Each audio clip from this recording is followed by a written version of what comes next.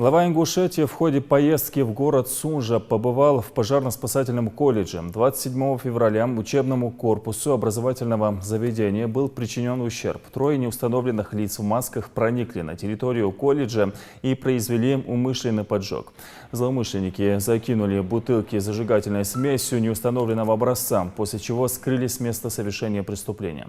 Юнусбек Кевкуров обошел территорию образовательного учреждения и побывал в учебных помещениях, которые пострадали от пожара. Кто пожар устроил? Хулиганы же, масса. Сторож Малахов. Сторож же. Был живой, я его уволил. Уволишь воду? Почему произошло?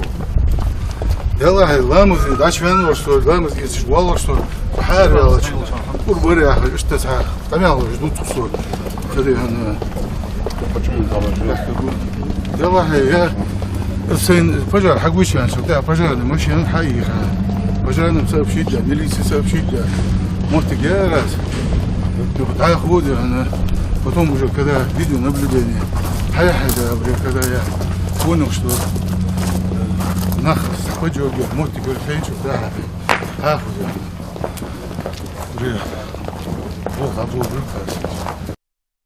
Глава Ингушетии поручил должностным лицам взять на контроль расследование данного преступления, установить причастных и привлечь их к ответственности.